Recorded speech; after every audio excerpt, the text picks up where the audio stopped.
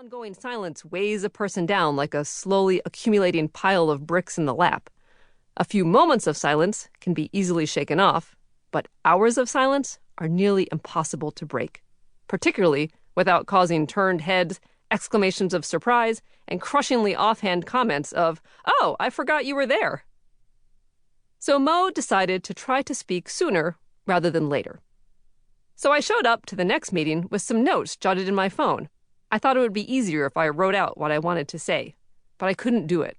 The worst part is that the guy next to me took my phone and read my notes to everyone. I think he thought he was doing me a favor, but I wanted to die. What kind of man can't read his own notes? Once humiliated, twice shy. It took Mo a while to work up the courage to try again, but he did. Before the next meeting, he gamely typed out some more notes, but he still couldn't manage to say anything. "I tried," he said, "but my vision got blurry, I started to shake, it was horrible. Why does this keep happening to me? What the hell is wrong with me? Why can't I do what other people can do so easily?" From working in politics, Mo was used to having to try again. So he decided to push himself, to try one more time. "I had a dinner to go to, just friends, so I thought I'd try giving a toast," he said. "I rehearsed it over and over in my head, but when I stood up, I couldn't get past the first sentence. I had even worked a joke into it, but once I got past the first line, I couldn't remember the rest of the joke, much less what else I wanted to say, so I just said, 'Thanks for coming,' and sat down. And I thought, oh my God, what an idiot." Mo's experience is so common, it has a name: social anxiety. Social anxiety is self-consciousness on steroids. First, there is a sense of being conspicuous, of sticking out like a sore thumb. There follows an urge to hide, to conceal, sometimes by staying away altogether, sometimes by showing up but remaining silent or staring intently at the floor. We worry we'll say the wrong thing, do something awkward, and get roundly, deservedly criticized for it. Therefore, so many of us feel stressed in class, at parties, in groups, at work, with strangers, on social media.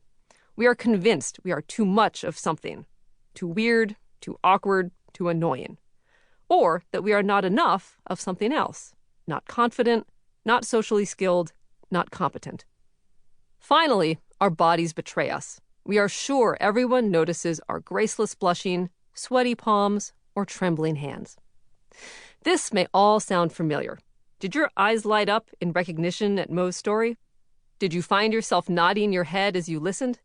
Something else you and Mo have in common, I'll wager, is that at some point along this awkward, anxious journey, perhaps before a date, an interview, or a first day of school, a supporter has offered you some time-honored advice. Just be yourself. This phrase is always well meant, but can be phenomenally irritating. It seems so simple, but in the moment, it feels impossible. Anyone who has been in Mo's position knows how difficult it is to think through the buzz of anxiety, how it hijacks our ability to think, speak, and respond. Also, just be yourself implies you hadn't thought of that option.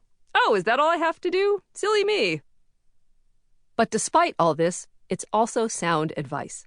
Your true self is the self that emerges when you are with close friends, trusted family, or in blissful solitude. Underneath all that anxiety, you're equipped with everything you need. There's nothing you need to fake, no image to manufacture. You are enough just as you are. Indeed, imagine if that self showed up at work, in relationships, and in the world. What would be possible? You could share your ideas and opinions. You could finally feel at ease. You'd have more bandwidth to deal with the world.